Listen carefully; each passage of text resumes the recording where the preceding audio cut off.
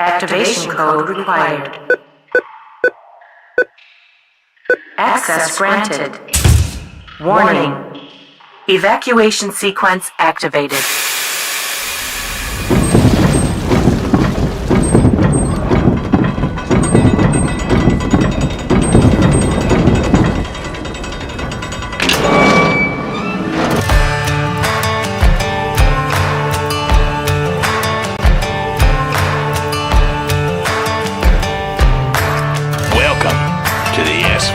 Paranormal Bunker.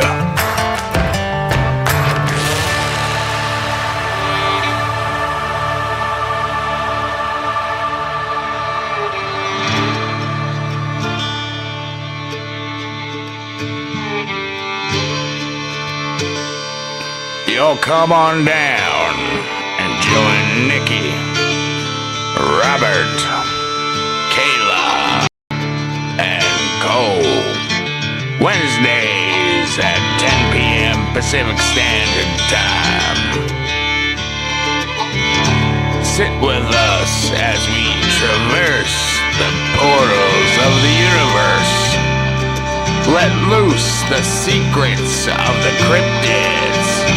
Make haste with the truth of conspiracy. And explore the hauntings of our world. And once again, welcome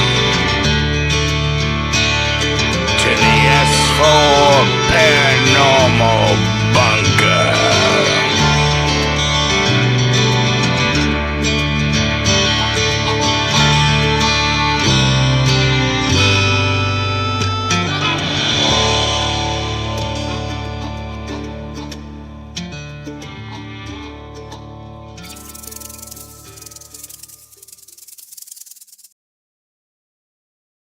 Hello, ladies and gentlemen, and welcome to another episode of the S4 Paranormal Bunker. Tonight, we are, we're talking about a few different things.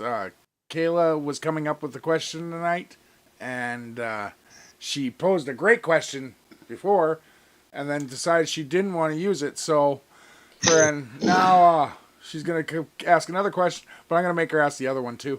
Okay, fine. I'm just going to do the original one then. Fuck! I mean... Hey! How's everybody doing tonight? I'm here. I'm perking up now that I've got a little food in me. Friend. Careful how you say that, because some places down here consider perking being bleh. Yeah, I was going to say, I'm not good. sure about the vocabulary used there on the perking part. Hey, well, it is perfectly fine. Just like us, she lives in Washington. We all percolate. Well, some of us more than others. Okay, so... Friend. Oy. I Oh my percolate God, almost that's every funny. day. Yeah, coffee. Friend. Yeah, it's been a wild week for everyone, I think. It has. Oh God, yes, it has.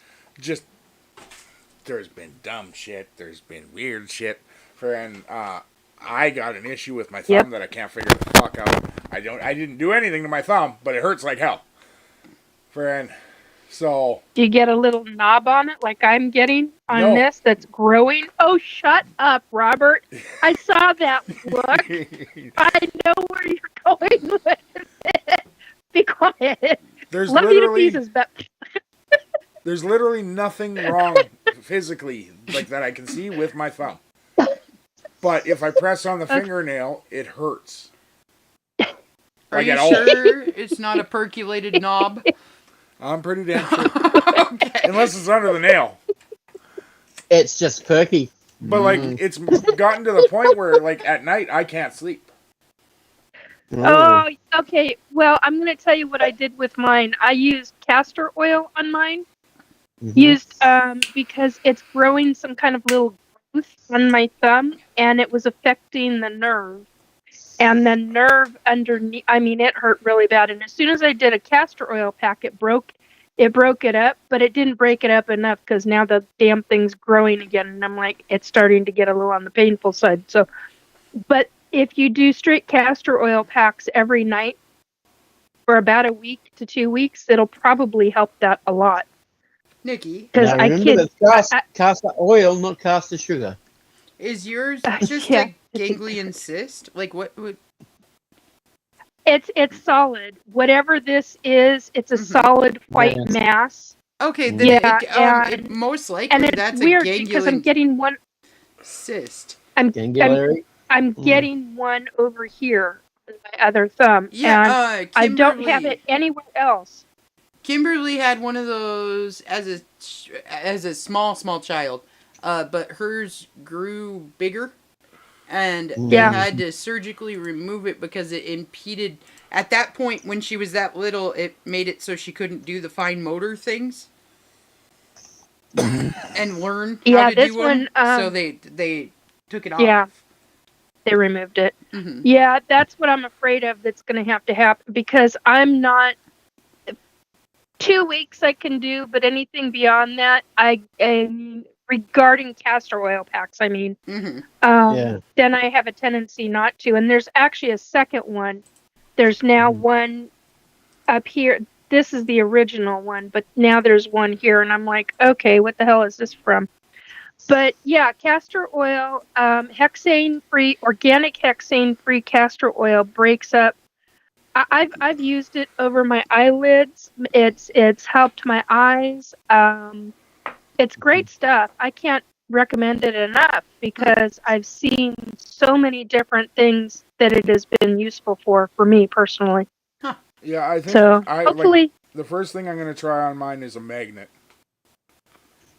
Because I've been working oh, with a lot. that's interesting. Well, I've been working with a lot of wire. And I think I might have accidentally got a very Sliver tiny copper inside. wire under my fingernail. So if that doesn't work, Hematite. Yep. You could try hematite, like a ring, like this is, or Okay. just wearing something else of hematite. It'll sometimes helps to bring things to the surface. Okay. and there's also a homeopathic called silica. Oh gosh, I don't remember the second word, but the first word is silica, and that's a homeopathic, and I've used that to bring splinters, metal, wood, lead. I had a piece of lead that got into a finger years ago and got it all out and everything. Then did a metal detox after that. But there are all sorts of if it's splinter and metal shavings and all. I could tell you all kinds of stories from that because I've got family who work with fine metal pieces, including what you're talking about, and a lot of times they get the splinters and stuff. Slivers. So slivers, Yeah. and so they've used silica, the homeopathic silica, for years, and it only takes a couple of rounds of it, and the thing pops right out. It's literally forces it right out of the body. It's incredible stuff. Or grab Anyway, I didn't a mean to go off on syringe, an empty syringe, without the needle on yes. it, put the thing down where the thing is, Suction. and just pull up there, and Well, it might help that's to. the thing, though. I can't find one. So that's Right. why I need to use the magnet to try and find it. But if I can't find it, I am probably just going to drill through the fingernail. Well, you need to also talk to a doctor because if it's because this is what happened. Yeah, if it's buried that deep, that can cause an infection. And I had a relative where that happened, and it affected their finger. That's why it was their middle finger at the time. I think there is an infection. I think that's why I would drill through the fingernail to get to it. Friend. And then just rub some antibiotic. Friend, no. Yeah, that's I'm not something touching that. I would recommend. We do our own surgery. I've done it before. Friend. being a mechanic, friend, I've had to do it a few times. Oh yeah, I know. I know the industry very well. Plus, I don't talk to doctors. I mean, those assholes they only went to school for 8 years. I have my grade 12. I did 4 more years than them. Fred, fuck that. You got to remember how many people listen. So, that you gotta be careful here, dear. If you're a doctor and listening to us, get to work. I'm God not. damn it. Hey, There are good ones and not so good ones. So, Anyway. I will be perfectly. I've seen probably more doctors than most people have, like, their entire freaking life. And I have met some really good doctors. And I have met some that... Some really bad ones. Really I swear bad. to God got their degree out of a Cracker Jack box. Going for like I don't understand how the hell that person's a doctor. And I gotta tell you, I've actually only met 2 that I've come didn't across- take that joke well. Because I've said that to every doctor I know. Friend. Yeah. I've met some wonderful doctors, some absolutely excellent doctors. I've met a couple of doctors that are just off the charts excellent, but their bedside manner, oh my. Oh, wow. Like the guy that fixed your leg. I don't know, I never met the guy. Oh, he was super rude, but he was very, very good at what he does. There's a physician that my mom saw, and it took me a bit to get beyond the bedside man. He excellent doctor, knew very, very loud, Very well very informed. much. Yeah, not just very well informed. I mean, he knew his stuff, and he would hunt for an answer. This guy was good, but his bedside manner left you going, you walking away going, what the F was that? What just happened? And very cold, almost calculating. And it's just, but he knows what he's doing. I mean, man, the stuff that this guy was, and the things that he caught with my mom. I mean, the different medical things, and he was the only one that went above and beyond. I can't recommend him enough, but you got to get past the bedside manner. If you could get past the bedside manner, you could work with him. All right. Really excellent. But anyway, yeah, I've come across doctors like that, and then I've come across doctors that I'm like, just like what Cole said, where the hell did you get your degree, man? I've got naturopaths that know a hell of a lot more than you do. What the hell? And there's some naturopaths that I have really loved. They've been really good. I've not come across a bad naturopath doctor. So. Okay. I'm babbling. Anyway, Cole, so what's your question, dear? All right. So I told Cole this week, I was like, you know what? I got this, because he was like having some stuff going on and everything. Things. Yeah. And he's like, oh man, what are we going to do? And I was like, I got this. I'm going to come up with a question. And then I got home today and realized it was Wednesday. And I haven't come up with a question. And then I was like, oh, what about this? And he's like, oh yeah, okay, that's good. Right? But then I didn't want to talk about it because I'm afraid I'm going to go into a rabbit hole that I can't return from. So then I was like, nah, but I'm going back to that. Anyways. Yeah. So. I just came from that very deep rabbit hole. So let's go, baby. Alrighty. So I'm going to explain a couple of things for people that are listening that have never heard of these before. Just really quick. Okay. So, and I don't know if you guys have. I'm pretty sure you have, but just in case you haven't, do you guys know what the verdict texts of India are?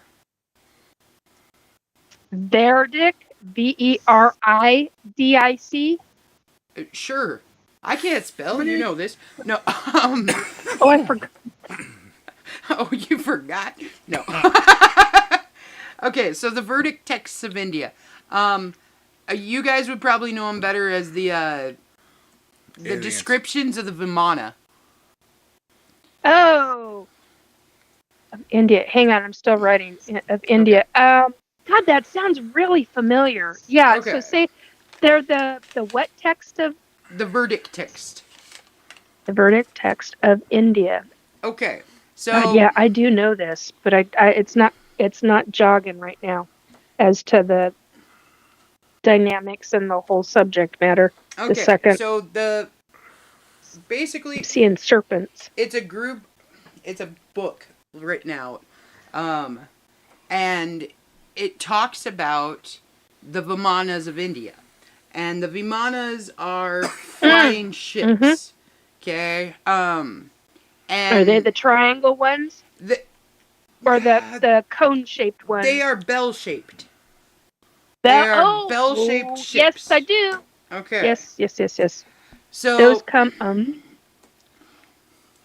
So they were talked about in the verdict texts of India, and they were all the way to blueprints and diagrams of these different ships and different like things that these ships could do, anti-gravity type things and different things like that. Okay. So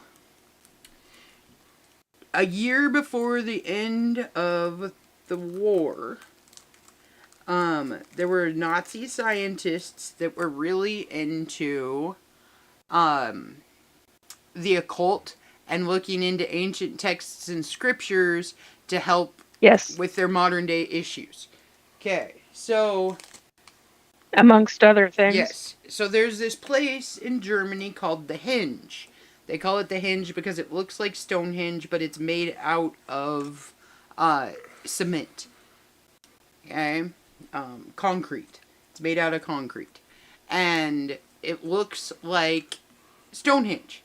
And supposedly on this base, and this base is, like, the top of it is just the henge and a little power plant and, like, some vehicles and stuff and, like, little, oh god, like shelters that they could sleep in, things like that.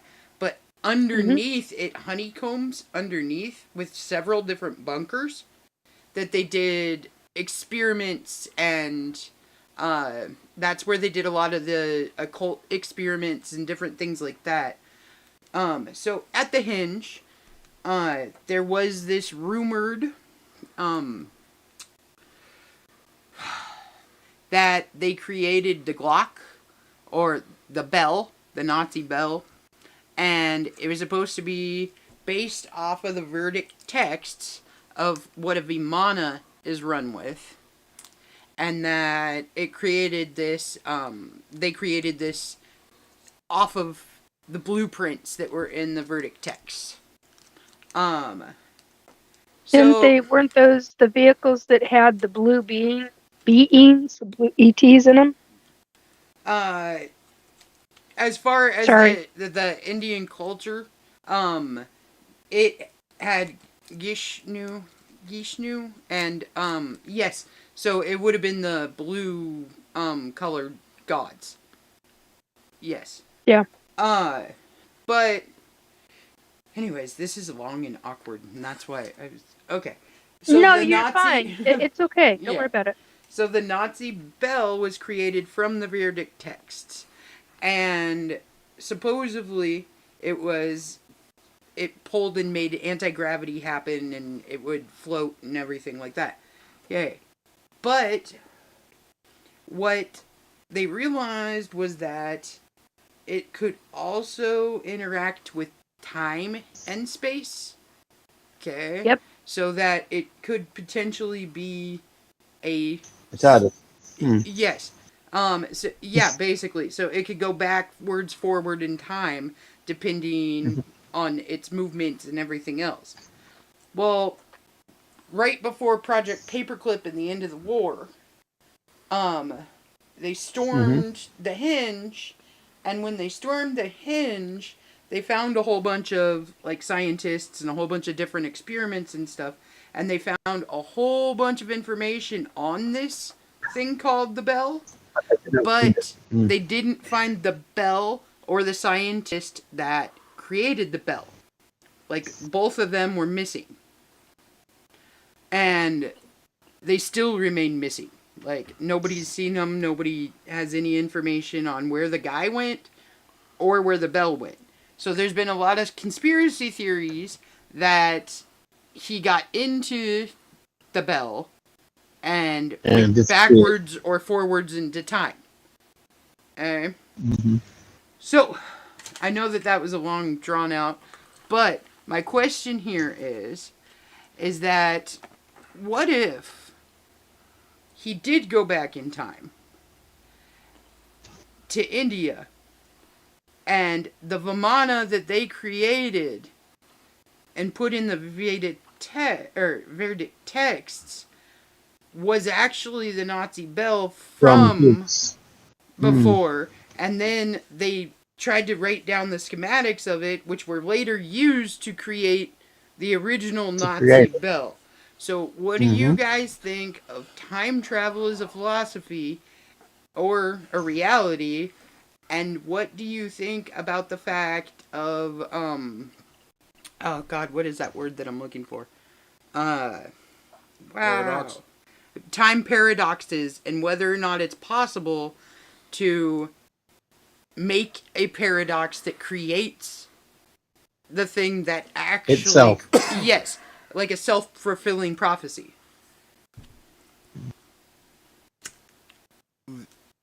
The issue. Cole, What's up? Cole, you have to work on that eye roll because I could hear it from here.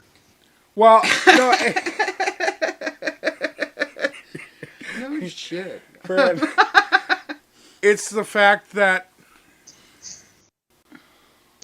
when were these aliens seen in India? There is no guarantee that they were aliens. Okay, but when were these ships seen? Those thingies. Oh God, this was a really long time ago. When did the bells toll in India? I don't know, but give me a second, and I'll look it up. That's right, Nikki. Santa Claus went to India first. Was he blue? Dabba dee dabba die. Friend. Did the bells toll in India? Mm. Oh, gold. They toll for you.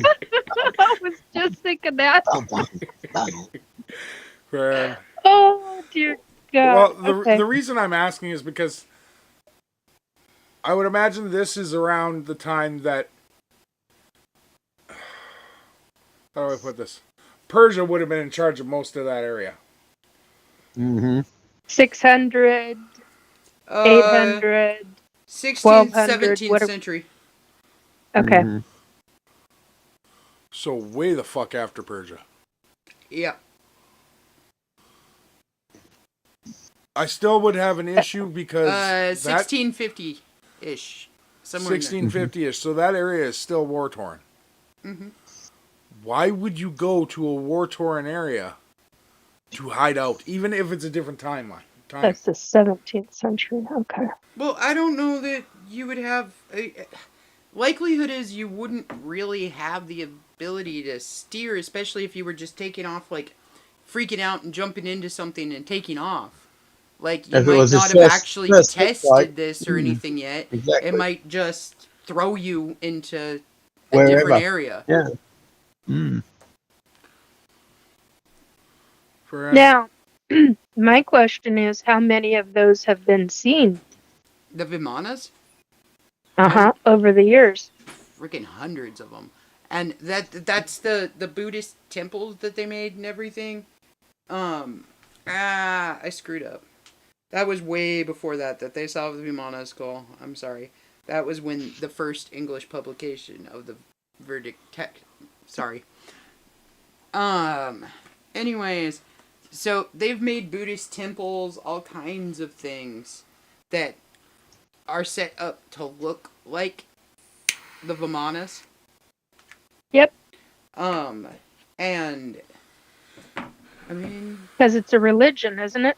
Yes, it's not only a religion, but it's a part of their religion, but it's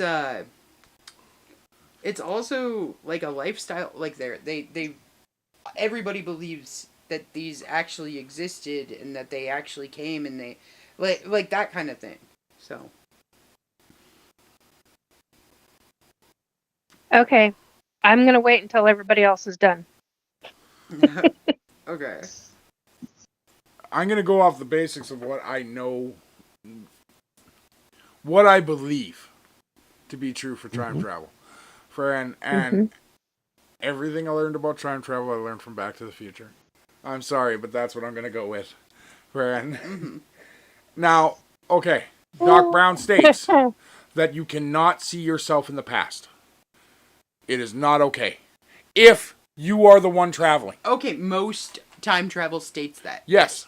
Yeah, most books, most philosophies of time travel state you should not be in the Grandfather paradox. same time period as your own self because you can't exist in. Wrong. But you can exist. Or whatever. If you're the one displacing time, creating the rift. So that's why in the second film, it was okay for Marty to see himself in the future. Okay. Yeah. Because he was the past self displacing time. Yes. Okay. I got you. So it's a paradox on a paradox. Yes. Okay. Friend. So what if that wasn't what it was? What if it's the fact that the Nazi bell was the original? Paradox. No. Or the original what? Ship. Yeah. What if they didn't make it? They brought it there. They found a way to communicate with the past and brought it to the future, friend. Oh, okay. And then it went back to the past. So you're saying that it was actually the Vamana. Yeah. It wasn't actually created by the Nazis themselves. Yes. Oh, well, that's an interesting take. That'd be fucked. But, okay. Like, you gotta think of the possibility. Think of how far Hitler went across the world to find occult items and stuff. Like, what if he actually had people travel to India and they brought it back? They found one of the original ones, brought it back, and got it back into working pieces condition. of it and added to it. Like, I could see. It's all kinds of paradoxy. This is why I get, like, about time travel, because I think it's theoretically possible. I know it's theoretically possible, but whether or not, it messes with so much. Like, even if you only went back 30 seconds, you could completely change the outcome of the entire world. Like, doing that and being able to, I don't know that even if it was possible, it's something that should ever actually be done. If we want an the only way to change the past, I'm going to interrupt here. The only way to change the past on something like that is if you deliberately affect something that you know is going to be taking place in the future, like a product. Like if you put a whole bunch of, if you went back in time and you put $50 into Bitcoin, and then at the end of the time you were like a billionaire because you had 50,000 Bitcoins or whatever, you know, like that kind of thing. What Marty tried to do with the sports almanac. Affecting, but or affecting a hospital, or affecting a giant conglomerate, like an aerospace company, or affecting a president, incoming president, or I mean, you're talking so many different levels of things but it would have to be deliberately done, not done as not intending to, is what I'm trying to say. Not an accident. Well, and that's the thing. We are now coming into a time where we are doing things for no fucking rhyme or reason in this world.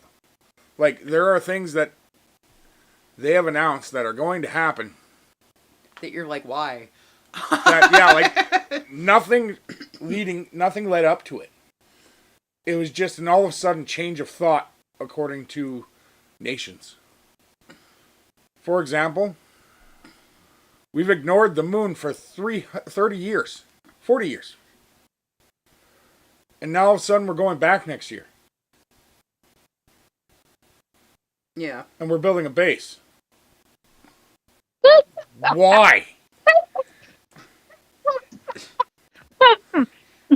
No, so they can send Tom Cruise up there for Mission Impossible, so he can then get swept off when the moon goes off on a different orbit and they can say it's Space 1999 all over again.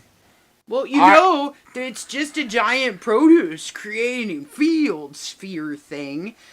Right? And it's hollow. And it's hollow. Don't forget that. And it's controlled by a dwarf star from a galactic system. Okay, but here's the thing. It makes sense to me why the current administration would want to go and build a base there. Moon base 0. No, not really moon base. Let's admit it. The current administration, Moon Mall, Moon Hotel. Mm-hmm.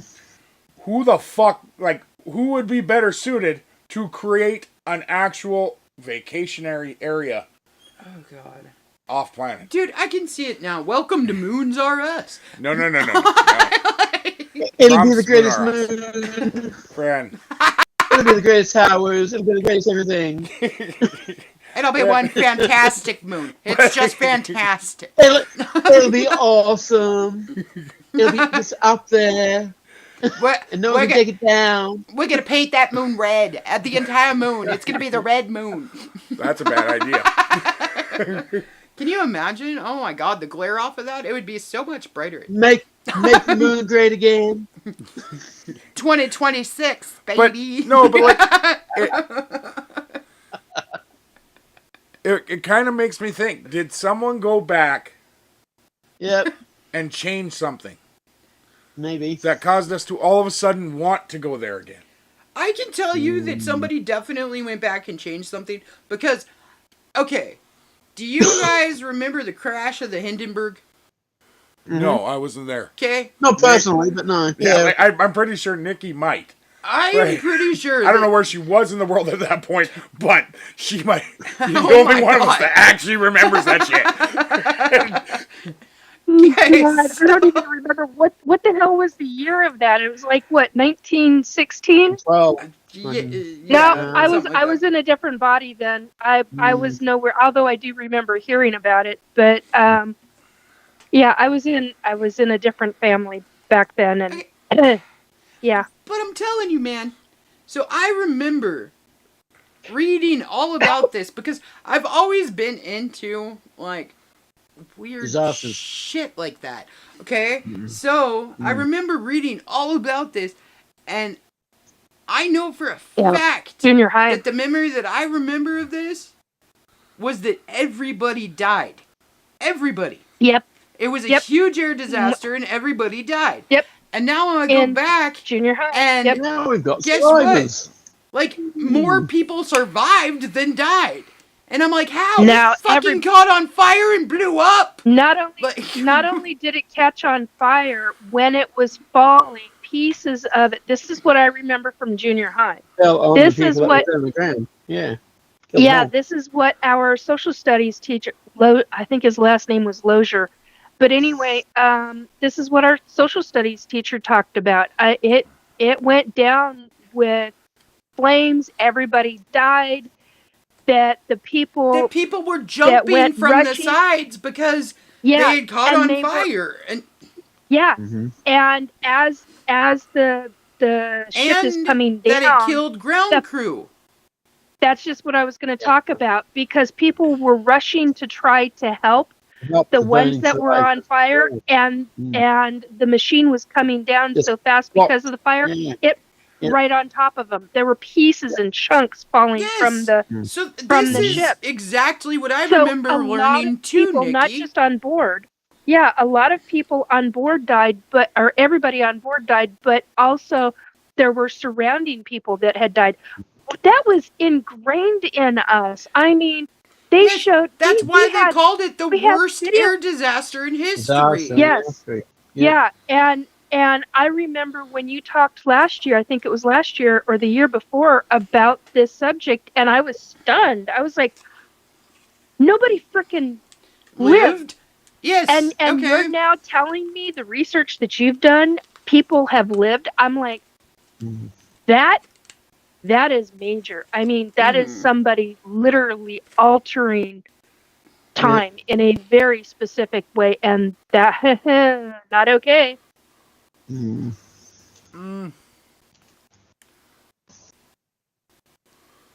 I don't know. Okay, so it says that there were 97 people on board. Yeah. And 62 people survived out of No. that 97. No. That 13 No, because passengers and 22 crew members and 1 person on the ground died. Everyone else survived. There were 100. It was like 119 people on board. They all died. It was over 100. It was more than 115, and it was less than 120. So yeah, it's And saying there were only I've got 36 deaths.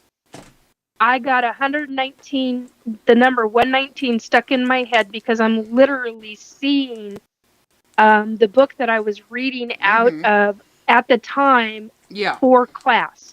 Okay, when we were sitting there in, God, I hated that classroom. So it is stuff like that, though, that makes me think that we're already on altered timelines. Like, people have gone back and have tried to avert disasters or interfere in something so that, let's say, their great-great-grandmother might have died on that ship. So instead of that, they are trying to, you know what I mean?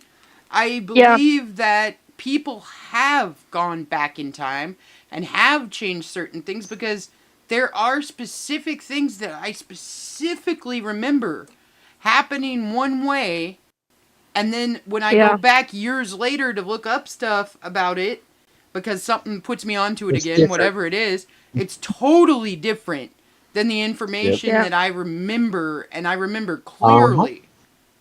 Yeah. So I think that this was something drilled into us. Right. Yeah. And that's what I'm saying. I think that this is something that happens way more regularly than we know. Oh, now. Yeah. And I think it really started taking place. Well, okay, the number 30 keeps popping up. So 30 years ago, but in the grand scheme of things, I think really since 2011, 2012, and those two numbers, really 2012 is the number that keeps popping up for me right now. Because, and I don't remember when CERN started kicking in for certain things, but there's a time frame when they started doing certain things, and I can't remember right now exactly when that was. Sorry. Go ahead. No, go ahead. We can also tie this into like something like the freaking Mandela effect, okay? Yeah. Because that's where I was. It wasn't around, and then all of a sudden, in the 2010, something like that, it started becoming a thing where there was massive, what they call false memories, for huge groups of people that totally remember this happening one way, and then it didn't. So it's just weird to me that all of this stuff is happening and we can't even keep our own history, our own timeline straight. Because every other day it seems like information that I know to be true isn't anymore. But they even poke fun of that sort of thing on Supernatural, where the angel went back and saved the Titanic because he didn't like the song from Celine Dion. Oh, okay. Yeah, I remember that. Who's Celine Dion? Oh, some waitress at some bar. And yeah, there are people that are supposed to be doing certain things in their life, and there are certain events that are supposed to take place, and there are also certain deaths that are supposed to happen. As much as I hate, and for me to use the H word, I really dislike. I significantly dislike that word, but it really is the word hate. It's as much as I say it, it's not a favorite thing, and that despise is too kind. Yeah, it's much too kind. I hate the fact that you got deaths that are supposed to happen. Well, and I know it's terrible. I don't like that. These deaths are supposed to happen, but on a timeline scale, like if you really think about what kind of shit that person could affect in the future, and how many other people are going to die as a result of whatever they are doing. So Okay. So here's it's that whole sorry. one versus the many thing, which is messed up. Yeah. But in the history timeline, sometimes certain things needed to happen, or we wouldn't be anywhere near where we are now. Like, Okay, so here's something else to think about in that. mhm. What if there was a scientist on board that ship Had that the was purification. supposed, that was supposed to build and create something that goes for the masses for later on, and becomes a generational thing years and years later, Yeah. and he's taken out for that ship, or he's allowed in this new timeline to live where the other ones die. Now, So he now do goes you- on and he does something. But I'm using that as an example, not as something I know about or something psychic. for I'm sure. using that as an example. But do you think that that's where the beginning of this, let's say, multiverse, that people now are starting to accept more as reality than as something like a science fiction type writings, okay? That this multiverse where we have every decision that could have happened, or we have infinite possibilities out there, where some of them the universes you weren't born, some of them we have hot dog fingers, like in that weird movie, okay? Like, so do you think that that is because of them changing the timeline, the original change to the timeline? Or do you think that that just existed always?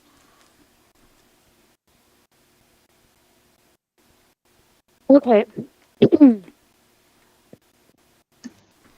Here's what I think, and it's not going to be real popular. That's Yeah. fine.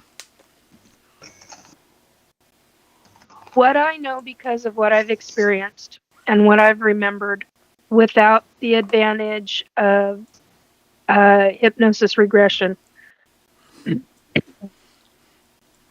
I was in SSP. The reason why I was laughing about they're now talking about a moon base, which is incredibly hysterical to me because of what I've experienced and because I've been on. I have memories of being on the moon, inside the moon, on the moon base. I have memories of going through jump rooms, okay, to other planets. I heard stories that I only know as stories, but they're plausible to me because of what I've experienced. Now, I've heard stories of certain presidents going through the jump room that's on, well, there's more than one jump room on Earth, according to how I understand it and what I remember in my body. Would a jump room But in here's the other your thing be like a Stargate kind of a thing? Yeah, it's Okay. it's like a Stargate, but you stand on this platform. And what's more like Star Trek, Oh, okay. where you Like stand beam me on up, a Scotty landing. stuff? Yeah, Yeah. yeah, that kind of thing. And you're taken from one location. You're demolecularized. Eyes. However you want. Eyes, yeah. Rise. However you want. Remularized. Yeah, thank you. You're saying then- it correctly. and then I'm still not. Remularized on the Thank other you. end. On the other end, on the other side, and wherever that other side is, whether it's a planet or the next room next door. So, and the feeling I got is not a nice feeling. Doing that, but here's what I know. Being an SSP, I know people that have done what are called 20 and backs, and they are crazy. They are not delusional. They are not schizophrenic. They have gone through an incredible, in a lot of ways, frightening experience from young childhood all the way through adulthood, and experienced these situations. So regarding the Veda ships, or the Vedic ships, or whatever they're called. Anyway, Vamadas. Vimatas, yeah. Do I believe that of their existence? Yes, I do. Do I believe that I was trying not to say his name, but there's no other way to get around it. So do I believe Hitler had got his hands on one or created one? Yes, I do. Do I know which it was? No, I don't. The reason I believe that is because part of SSP is part Nazism. No joke.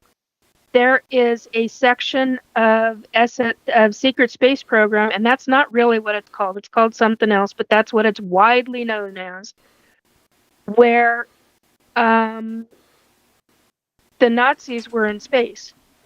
And I can't even,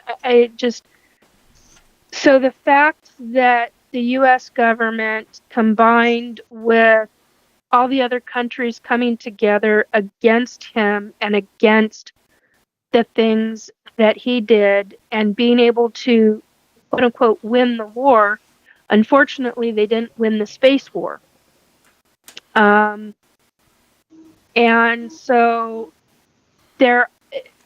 it's pretty vicious, some of the stuff, half of SSP and the other half, it's not great either, but it's not as vicious as some of it.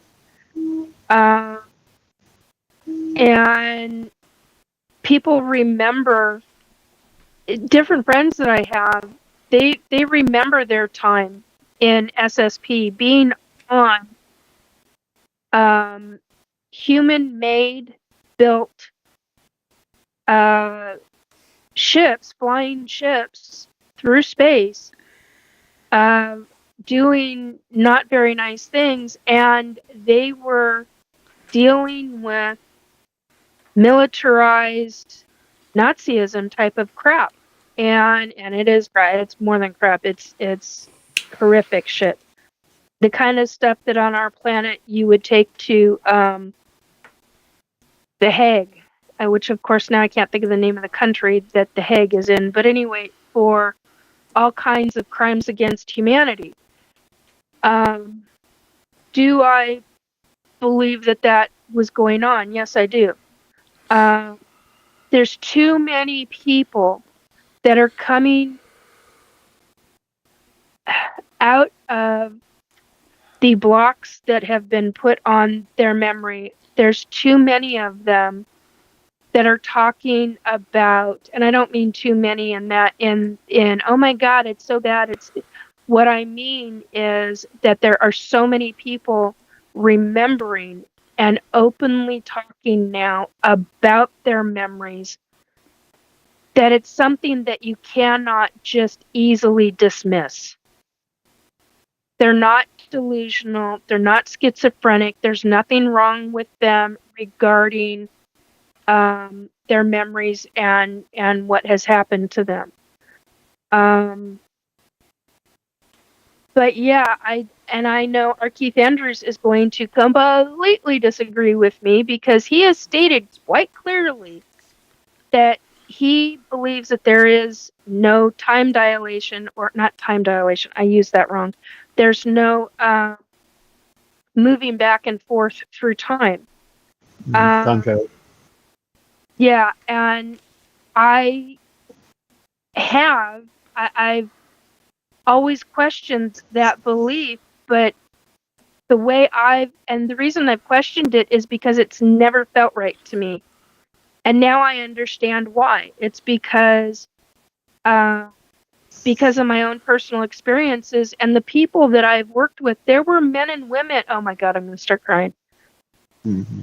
There were men and women that I saw murdered that had just come back from a 20 and back, or they had not gone to and done a 20 and back. They had done like a 5-year or a 10-year there and back.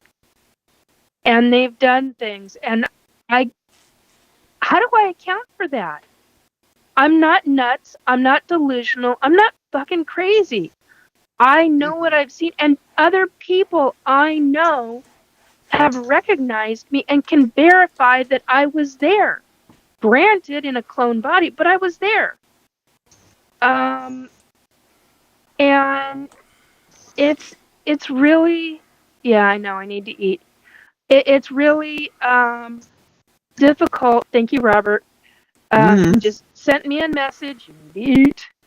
But it's really difficult because a lot of people on this planet are not going to believe any of that. And I am going to look like I'm delusional and crazy. And I understand that. But I'm standing strong in what I remember and in what I've experienced. Yep. And is it a possibility? It's an extreme, very real possibility. And that's what's so scary, because who's in control of it? Who's writing the script? Yeah, who? That's exactly it in a nutshell. Who is writing the script for it? Who is actually doing it? Because the men and women that I know, they were forced, just like me. We were forced at very young ages. And so that gets into child abduction, that gets into child kidnapping, all kinds of horrific things with children that all governments across this globe are doing. And those are the kinds of things that they don't want talked about or brought out. So you're also dealing with a subject that is not going to want to be talked about, and it's going to want to be secreted, and the mass population is going to be freaking the hell out. And I mean, if this all truly does come out in the way that I think it will eventually, it's going to cause some problems for the governments across this planet, and people are going to be up in arms. But that's if it really does come out and stop doing the trickle effect, the trickle down effect. I got two things to say there. Go for it. Number one, I don't think that us building a moon base is going to expose it at all, for the reason that it's the same people. No, it won't. Yeah, exactly. Well, no, it's not the same people, Cole. No, but in a sense, like the people that it's the powers they're that be. But the people that they're did it, a faction of it. Well, yeah. But that's the thing. The people that actually did did that to you, they're still behind the scenes. They're still manipulating the guys that are trying to get to the moon. Yeah, now. that's what I'm talking. It's yes. So they're not going to let it expose it. Second of all, I want to go back to very far deep underground. The jump rooms. The jump rooms? Yeah. Yeah. So that, like you're saying, they're based off like the transporters, and I had a random fucking thought. I don't know how else to describe it. And no, that's a very good description. But do you know who prefaced the transporter? Like the original? No. Leatherface. Excuse? Leatherface? Yeah. From the movie? Well, Ed Gein. He's like Leatherface is based off Ed Gein. The one with the pointy things out of the face? The mask. Yeah. No, the serial killer. The serial killer. So you guys said that they demolecularized him. Well, he chopped people up, moved them, and then put them back together. Not always right, but I'm just saying, if you think about it, that's the first transporter. Well, that's disgusting. But that's where that's the thing. I think the mob bosses might have beat him to it, because they just stick concrete on their feet and toss them into the lake, and then they disappear. There's a difference between a transporter and a transformer. And there's a difference between what Capone used to do, which is shark bait feeding frenzy. Ooh. Yep. And those guys, I never could imagine. Like when I imagine Ed Gein, and Leatherface doing this, I picture them dressed up in olden days 1920s ladies' dresses or 1820s ladies' dresses, in a rocking chair in front of a house sewing.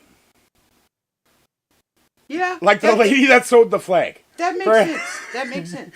Betsy Ross. Yeah, Betsy Ross. They're sitting there like Betsy Ross sewing and sew and sew and sewing a sew. human back together. And being like, he's going to be so happy when he gets back. Oh, okay. Frankenstein. Yeah. Frankenfurter. But if you think about it, part of that kind of makes a little bit of sense. I mean, it's not like our generation just got sick and twisted. Mm-hmm.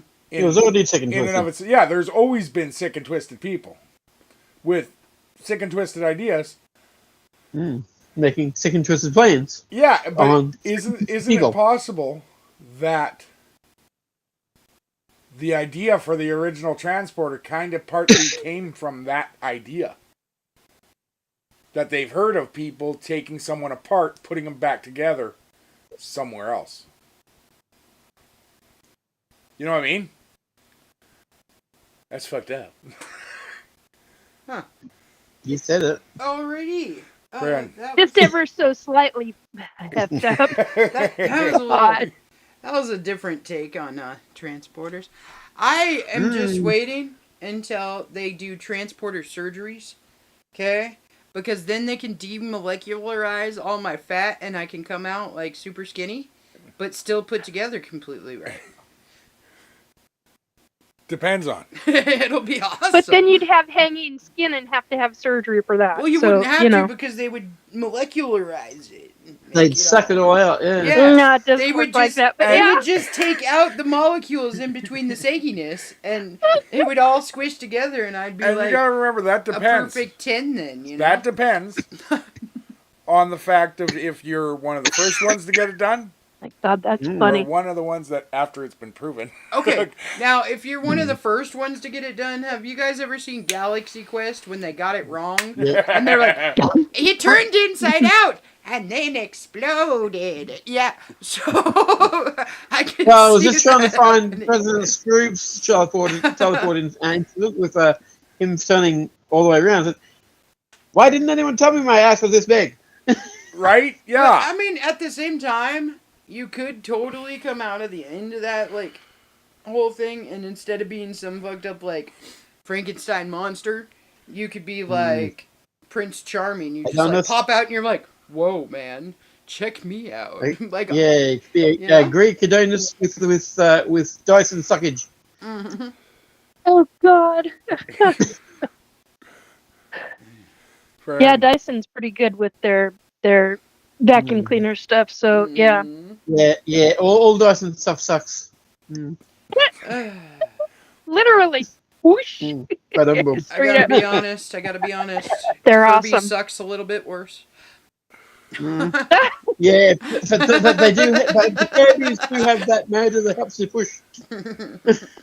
All I can think of, anytime that somebody brings up like Kirby vacuums or whatever, all I can think of is that knock on the door.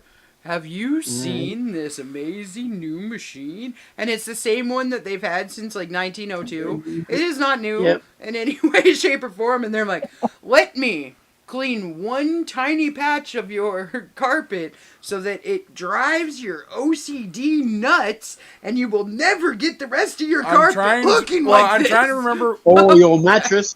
They actually did that to me and Kayla one year. Like, someone came to the house with one of the vacuums. Oh, we had to vacuum everything. Yeah, like, I told them, no, you do not get to do 1 square foot.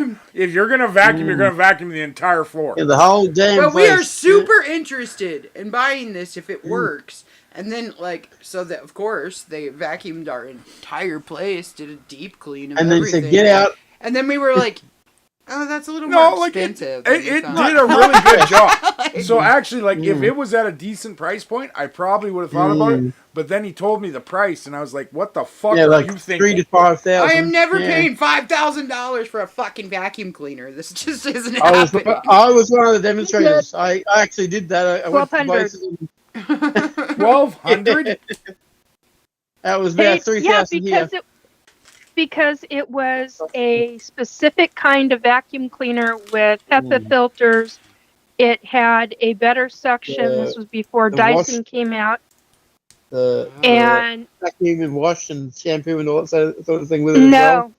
No, Ooh. this was because I had all kinds of allergies and back in the day. And I grew up with a rainbow vacuum. And a rainbow vacuum cleaner is a wet vacuum. In other words, you've got an area for a wet, and then you've got The dry. Yeah, a wet and dry vac. It's not a wet and dry vac. No, it's literally you put water into it. You do your vacuuming. It's got a motor on top of it that keeps away from the wet area. Okay. And then you do your vacuuming, and all that vacuuming, all the dust and everything goes into the water. And then you put your hand over like if you have cat fur or dog fur. We had cats at the time, or a cat at the time. And so you put your hand over to collect the wet fur out of it, and you throw the liquid into the toilet and then throw the other thing into the garbage, and then wash your hands really good and rinse out the inside of the vacuum, and then put it back together. And back in the day, that was, especially when you had, and those are expensive vacuum cleaners back in the 70s and 80s. They were like $1,100. And so matter of fact, I still have my mom's rainbow vacuum cleaner from the 1970s. And it's in storage, and it needs a new hose, but other than that, but I still have the $1,200, $1,500, I don't remember which at the second, but whatever it was that I said a moment ago, that's the number. But it was worth paying that out about 32 years ago, and I still have the vacuum cleaner, and every once in a while it needs a new hose or some little attachment needs to be redone, and it's worth it because the vacuum cleaner is still in great shape. I can't remember the name of the vacuum cleaner, but it had HEPA and charcoal filters and all sorts of stuff long before those other machines ever came out. And then got the opportunity to use, I believe, a Dyson at a church, if I'm not mistaken, and found out, wow, is this a professional model, or is this, like commercial grade, or is this, and they said, well, it's a commercial grade. And so then I was like, okay, so I got to find out what these Dyson are really like. And that's how I learned a little bit about Dyson. So but yeah, that's vacuum cleaners for you. Weird little blurb about vacuum cleaners. But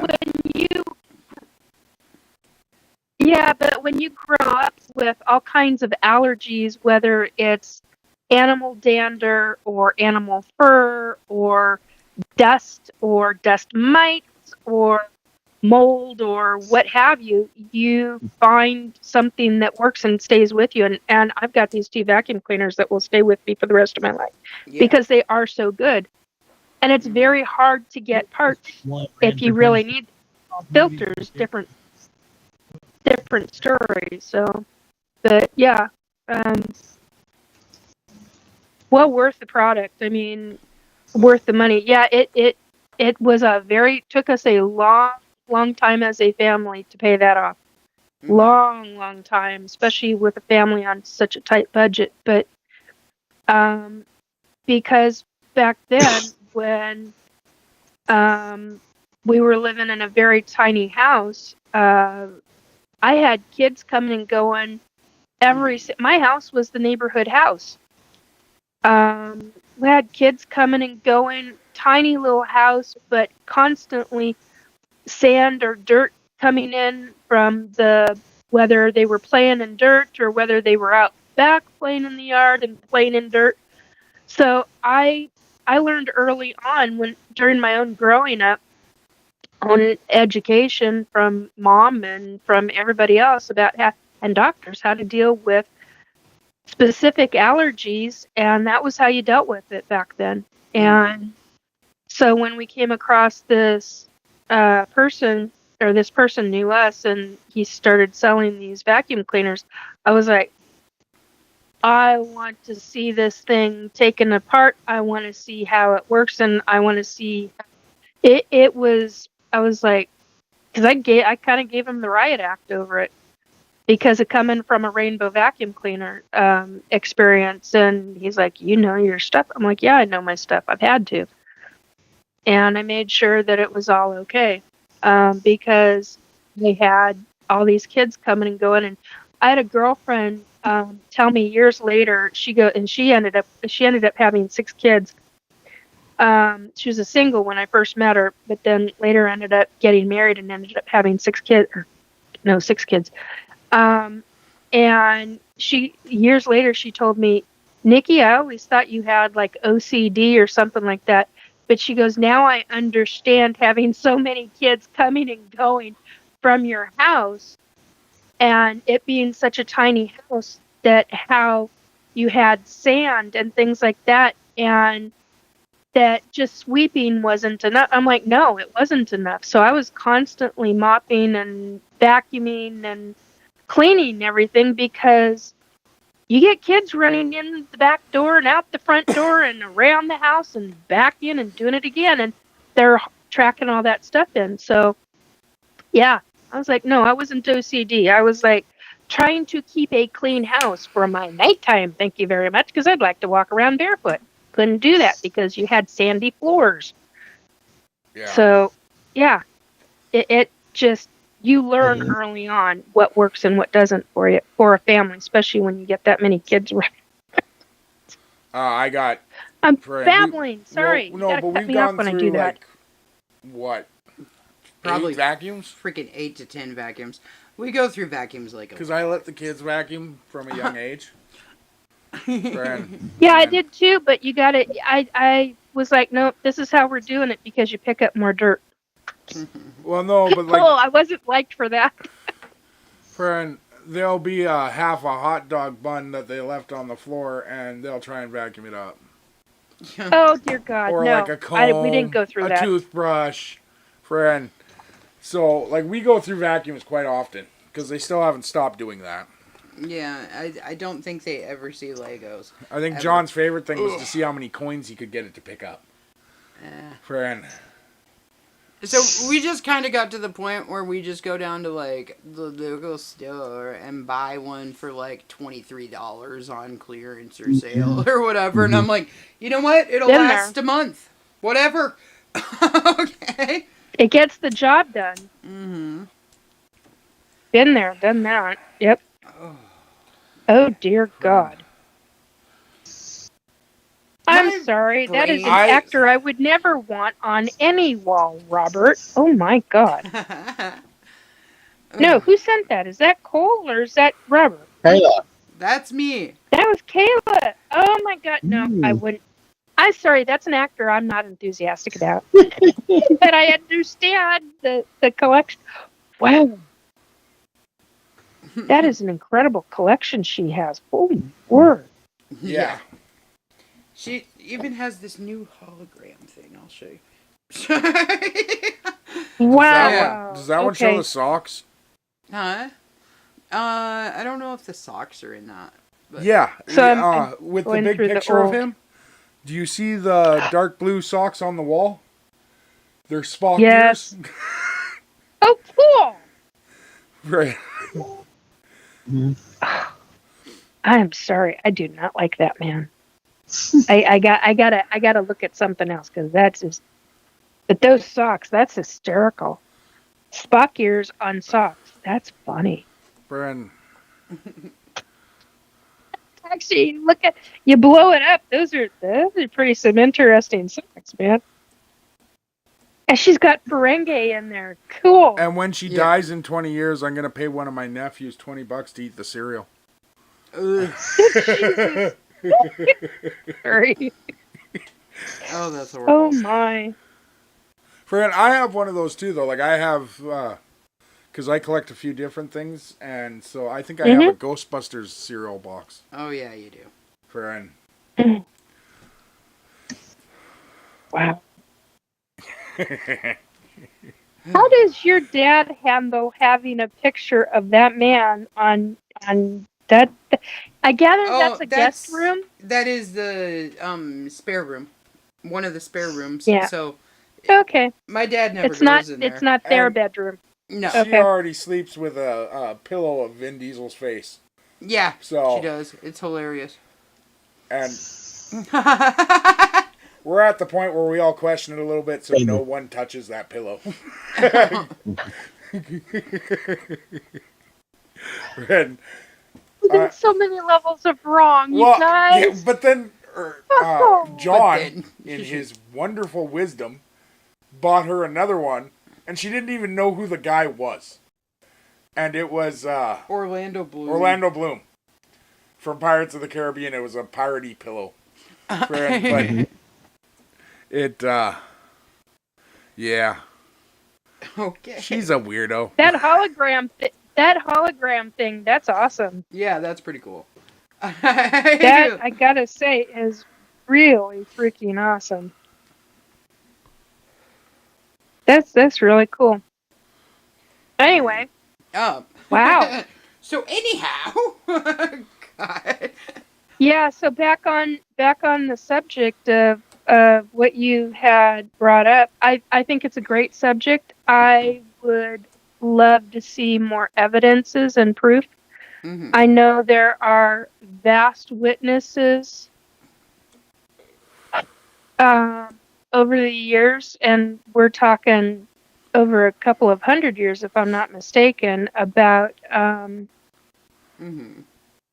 just got told About more than a time couple travelers. 100 years, but Yeah. well, about the ships, specifically about those ships. Yeah. So you've got what are known as the Nazi bells Yeah. as ships, and then you've got these, and Well, you have all I kinds can't- of throughout history. yeah, Like there are. Mm-hmm. There really are. Sorry. The problem I see with the whole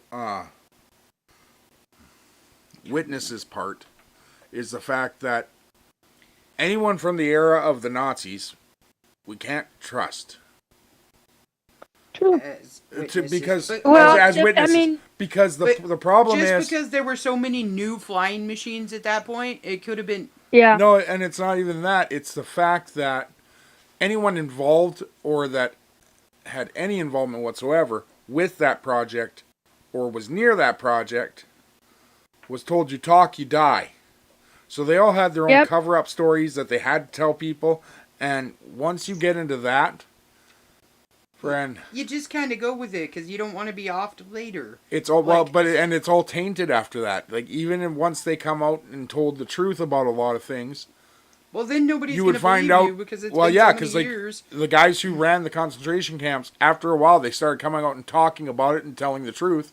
But the problem is, other historians went through and found out some of the things they said were still lies. So, Wow. And it's like Well, it was once things you they lied are- about to not even cover their own ass. It Once was you are to, part of such a Yeah, it secretive was- society, you become a secretive person. Like, Yeah. you can't just unlearn the brainwash that has happened. not to you. just that, but Like- by that time in Earth's history, in human history, we had already lost the art of speaking, Yeah. the art of storytelling Yes. to a point. Like Yeah. it was nowhere near as prevalent to tell your story.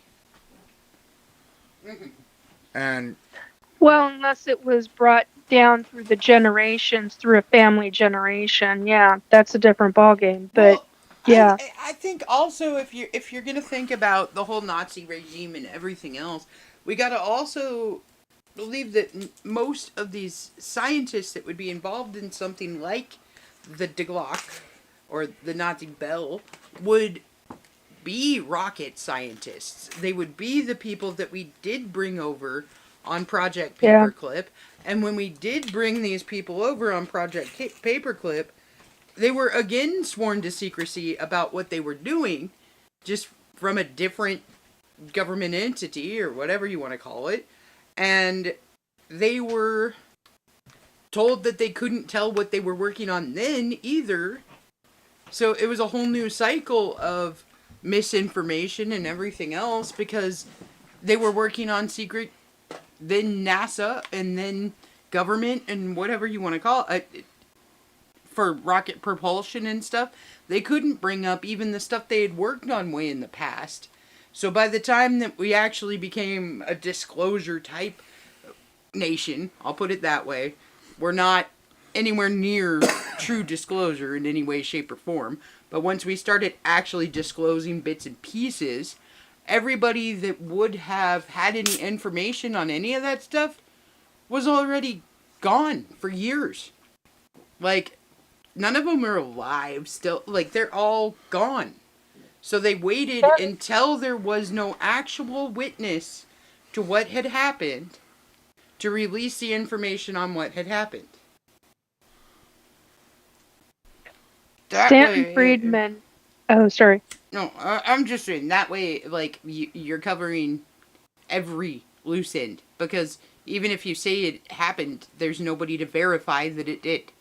Yeah. Yeah.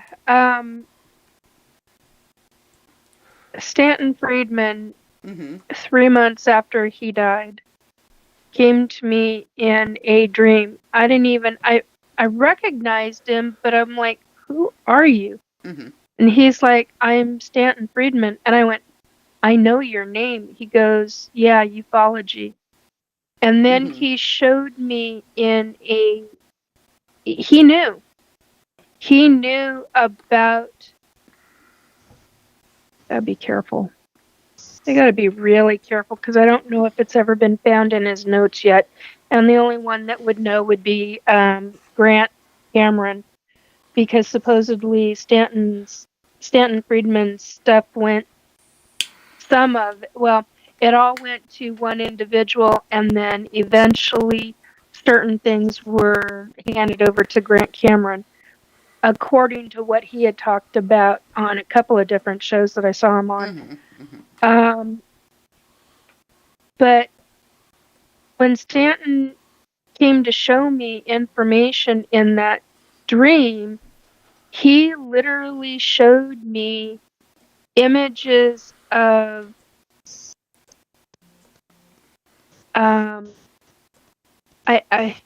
he showed me images, and he walked me through a process of what he had read in paperwork, and he had a specific piece of paperwork that was hidden. Yeah. And it was a document that, as he said, it talked about what was done. And I went, what do you mean what was done? And he basically went on and showed me men in World War II uniforms, human men in World War II uniforms from different countries.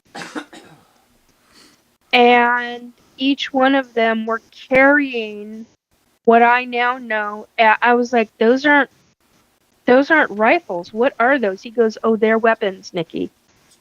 And he goes, come here, follow me. And he showed me his as I'm calling it, his representation, because I don't know what else to call it. But he was taking me through the documentation that he had read. And he showed me this image of this man who is in military uniform carrying what I now know is an ET weapon, and the man fired the weapon at another person that looked like they were human, but something was off about them. Their coloring wasn't right for any human that I knew. Their fingers weren't shaped right. I can't quite describe the fingers because I was so focused on everything, trying to make sure that I remembered Because one of the things that I remember him talking about is, I want you to remember this. It's very, very important that you remember this. And I'm like, okay. So I focused on as much as I possibly could to try to remember it all. But there are things like that I can't. I can't seem to. I'm sure if I meditated really, really long and hard, I would have the recall. But basically, the man fired at this other person that looked human, in human clothing. And I said, they're not right. He said, no, they're not. That's because they're not from Earth, and you're not on Earth. I went, but I'm in a college setting. He goes, that's the point that I wanted to make with you. And there were a number of factors about it, but all the men in uniform, they were human men. And I was like, what is it? He goes, you recognize the uniforms? I'm like, yeah, that's World War II. And he goes, this has been going on since World War II. And I went, what? And I said, you're talking humans on a different planet in World War II uniforms firing at what look like humans that are not human. Are you talking ETs and aliens is the word I used? And he said yes, because I didn't register between alien and ET back then. I mean, I did, but not verbally. I was always using the word alien. Yeah. Now I use the word ET because I understand the real context. But so he went in and he showed me the scientist who helped, and I have an image, and I remember going with Robert. I'm like, you got to help me look for this guy, because I can't find, and I wrote everything down in my journal notes. We went through, Robert and I believe Amy was involved, and a couple of others were involved. We were trying to search for the scientist, and I believe I found him. I don't remember his name right now, but I do believe I finally found him. And his name is written down. I don't remember any of that. I just remember eventually finding him. And it was because of Robert and Amy and this other person that I was able to do the kind of searching and hunting down of who this person was who Stanton wanted me to know about. And Stanton he's the one who built and created. And I went, what do you mean created? I understand built, but what do you mean created? And he goes, everything that you're seeing right now, he's the one who started the whole. And I went, oh my God.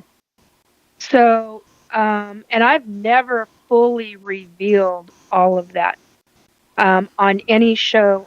This is the very first time it's out there. So, I've talked about the dream and that he had come to me at 3 months and after he had died and all this other stuff, and the fact that I knew who he was, but I didn't think very much about him or about and I don't mean in a negative way. I didn't think anything about him.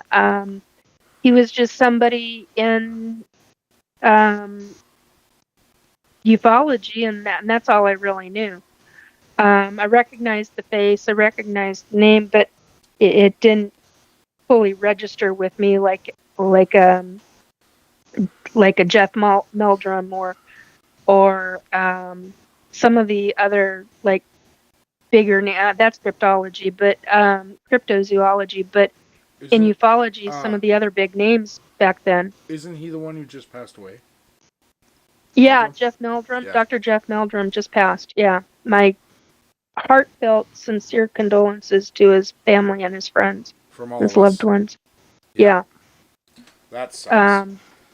Yeah, big name in Sasquatch world and cryptozoology and stuff, and it's just heartfelt. It hasn't anyway. So, but with Stanton, it was a heck of an eye opener. As somebody who had just come out of the psychic closet, so to speak, and really starting to get into the whole field, so to speak, and was a mind bender.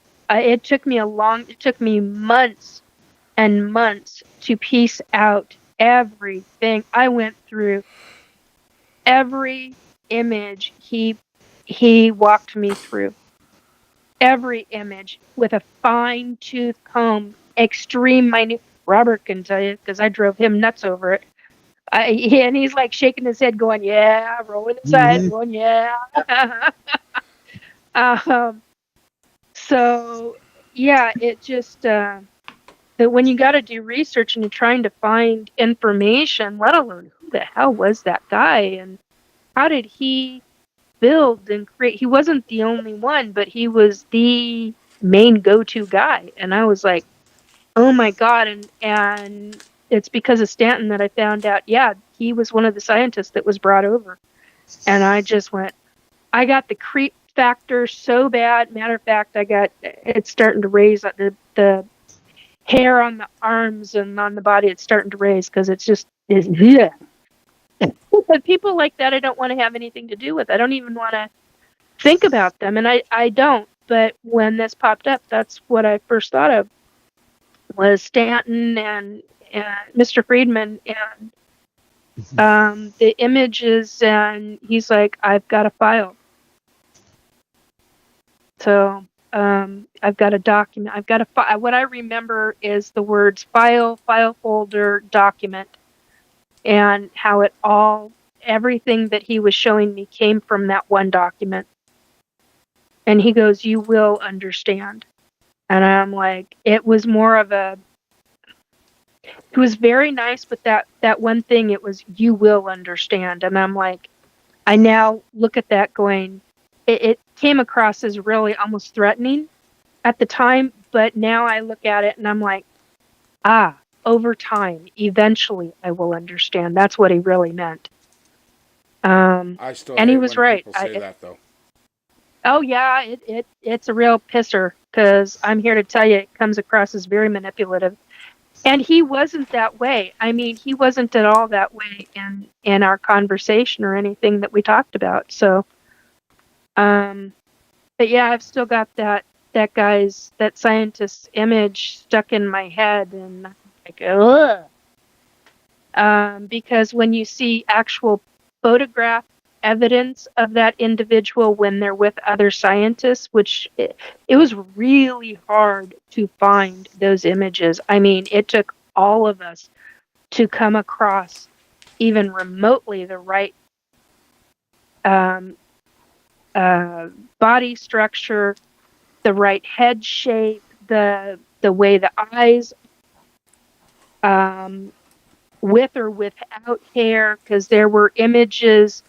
Because Stanton showed me images of this guy when he was much younger, and the pictures that I saw were of him when he was much older, almost as a senior. And I was like, wait a minute, could that be? Nope, that's not him. Nope. Oh my God, there he is. And there you go. So, babbling again. You got to cut me off when I do that, guys. No. Meh. Anyway, I very much enjoyed talking to Stanton Friedman and back then, and he hasn't come by since, but Wait, who's Stanton? it was Friedman? really fascinating. Nikki, for reference sake, Kayla No. was not feeling well before the show. So she took something. And it just kicked in. Oh, No, it's been like an hour and a half. I don't know. well, that's about right for a gummy. It's about what mine are like when I have to take them. I hate having to take them, but when you got to, you got to. Well, and they didn't have just the pure CBD ones. So. Oh yeah, so it means you're gonna be laffy taffy for a little bit. Woo. Yeah, I get it. No, I was just drawing him a picture, and he didn't believe me. Yeah. Here. So you can tell by the voice. Do you know how much that didn't make sense? I don't know. Okay, so where were we? Oh, time travel. Yeah, it kicked in all right. I don't know. I'm like, What's that? I've always been excited for the idea of time travel, and I don't want to do anything. Like, really, what I would prefer, because of all the things we know about, like, butterfly effect and everything, and all the things we could really screw up, Yeah, exactly. I would like it if I could time travel to a pocket universe where, when I came back, nothing was wrong.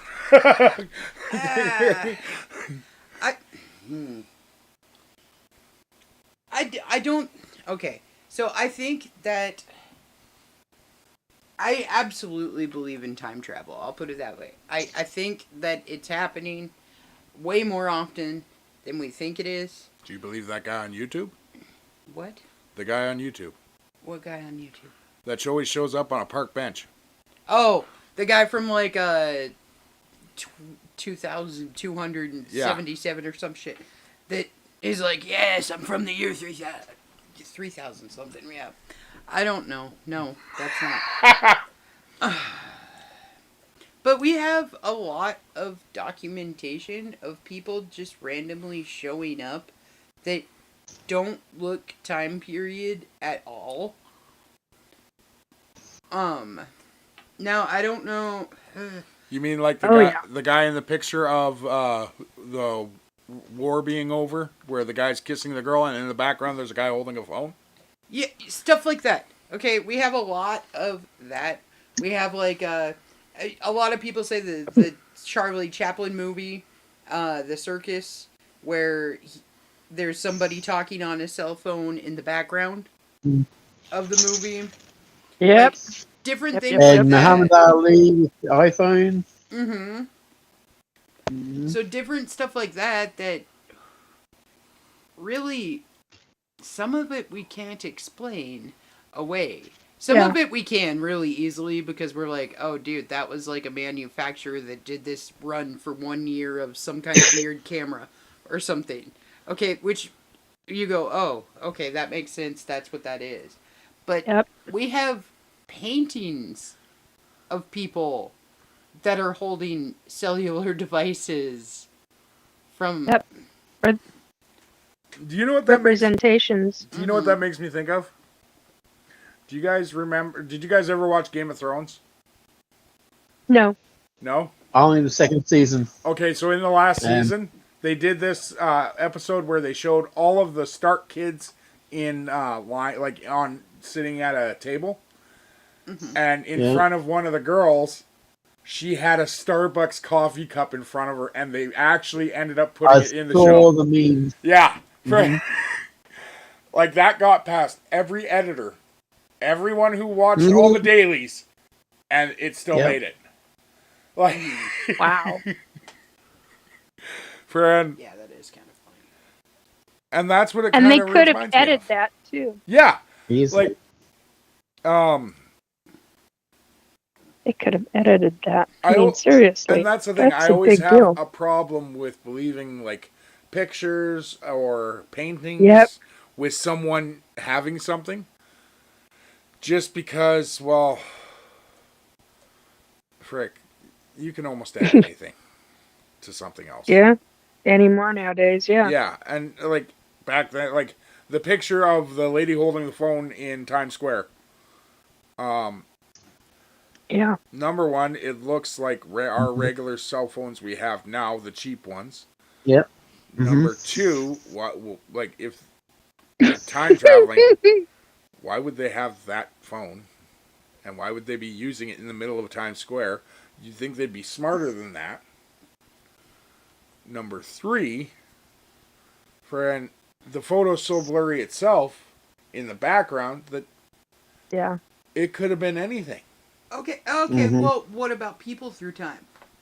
Where they state that they're time travelers and there is a picture of them that's historically accurate, like back when. Okay, is Daniel Radcliffe a friggin' time traveler? Maybe. Vampire.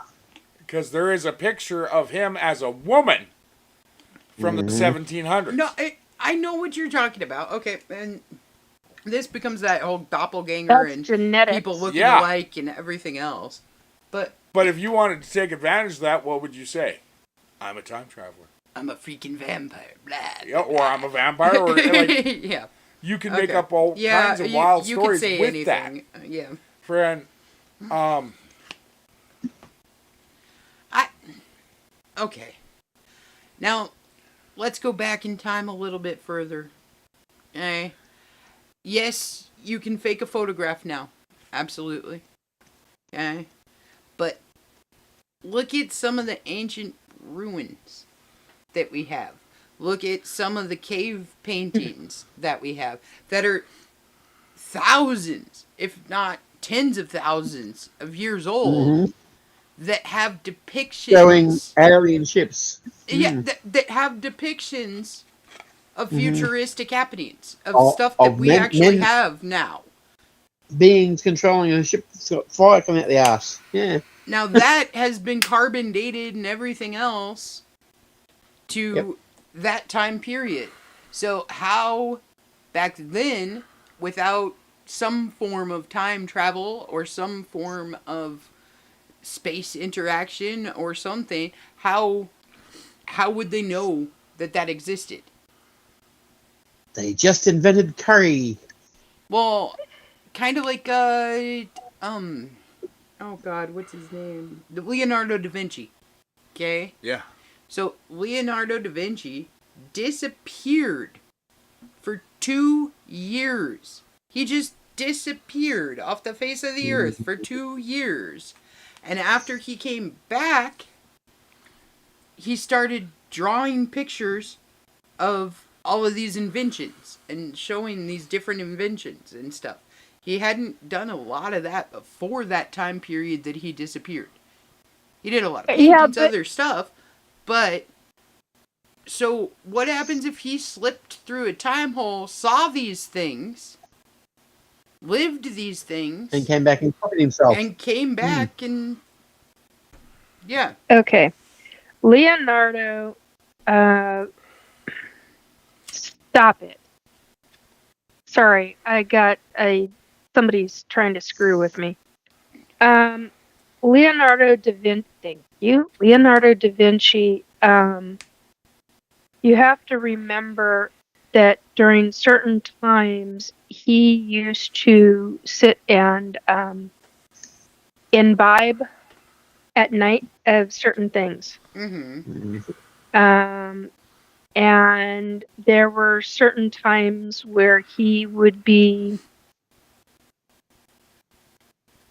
on certain things and was receiving clairvoyant things, images and things like that. So you've got situations like that where it's not just a form of clairvoyant stuff, it's also you've got psychic imagery as well. So I think he was hitting different levels of his own abilities. I'm not necessarily saying that Leonardo da Vinci Oh, no. totally did this. I'm just saying, like, there's examples of that kind of stuff, like, especially with people that are considered geniuses.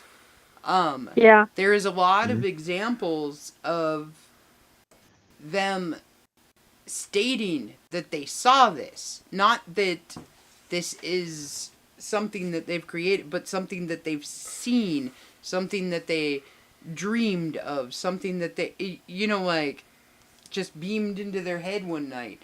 Like, that kind of thing. And there's just too many people that know too much about the future for certain things not to be true. Like, you know, and I'm not saying that this is true at all, but random theory here. But what if the clairvoyance that people get, the ability to do that, comes from something like a projected consciousness through time travel.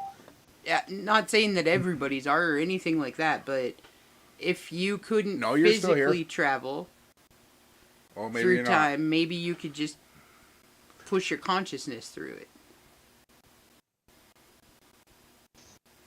Nikki's not moving.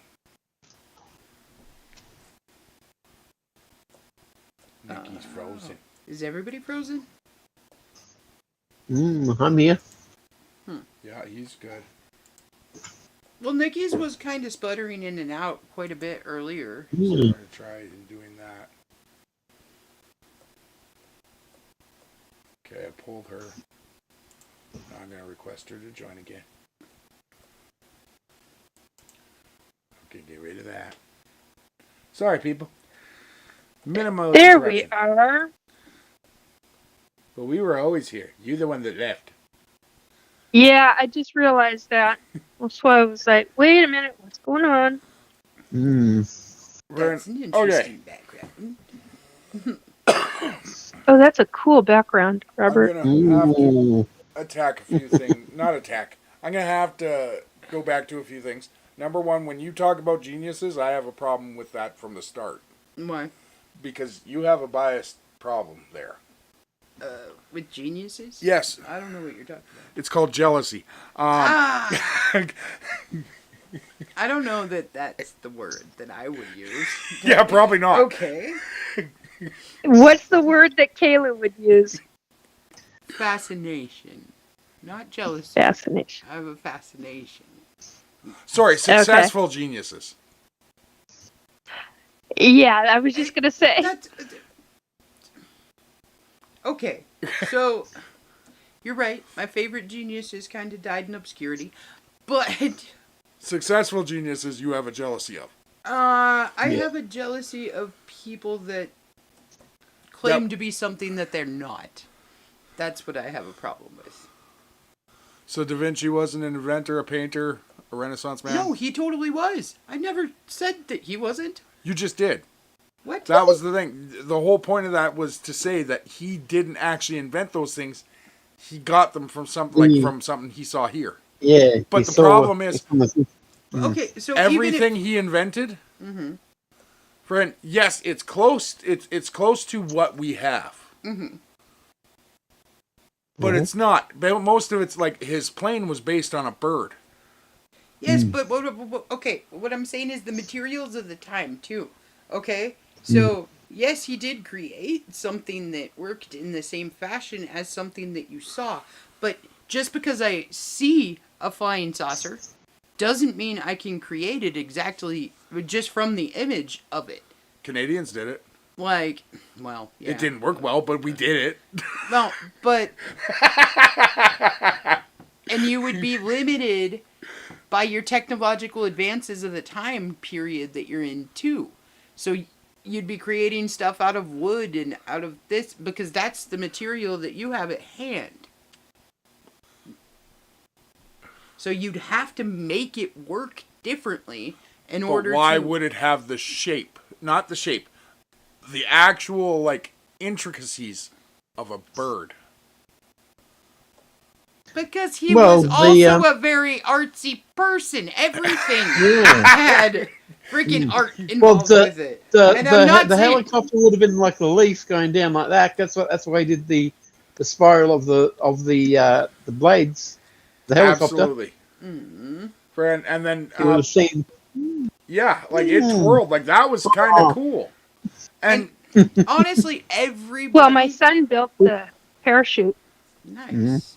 But, I mean, everybody that has artistic flair to themselves, too, adds their artistic flair to whatever it is that they're creating.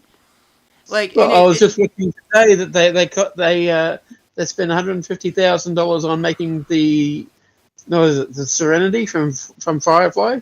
Yeah. They actually built the life-size version of it in 2 South studios so they could have them go from Walsh's dinosaurs all the way through to one of the hammocks in the back, so they could keep it in one long shot. like that, they could make it for television or for that they could then go out saying, "Oh, you saw this on this," and say that's a way to nullify it, like they did for Wormhole Extreme on Stargate. Oh, you saw that on TV. You're a nutter. Good point. May not. Yeah. May not. Well, and I never, if we're going to say, I never once said that Da Vinci was not an amazing artist. Because, hell yes, he was an amazing artist. And, like, some of his artwork is just fucking phenomenal. I prefer Rembrandt. But, well, yeah, you do. There's too many artists that I dearly love, so I'm not going to call one out over another. Way too many to list on that one. But I mean, I think that that's a lot of the representation of things that people don't understand and artistic flair. Because you are going to...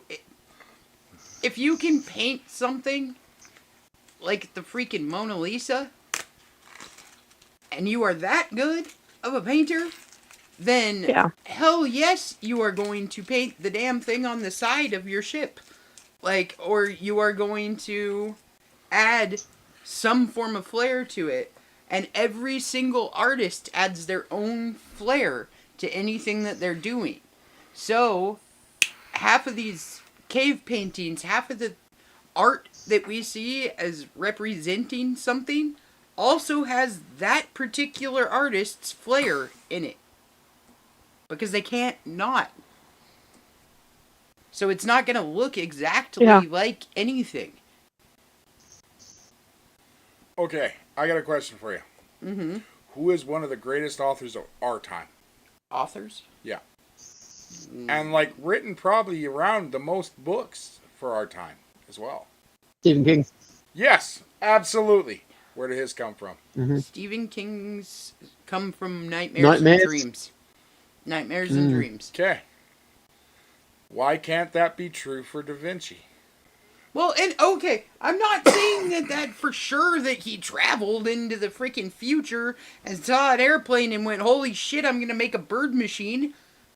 That's not what I'm saying, like, entirely. I'm just saying that it's a possibility that they came from a different source as well.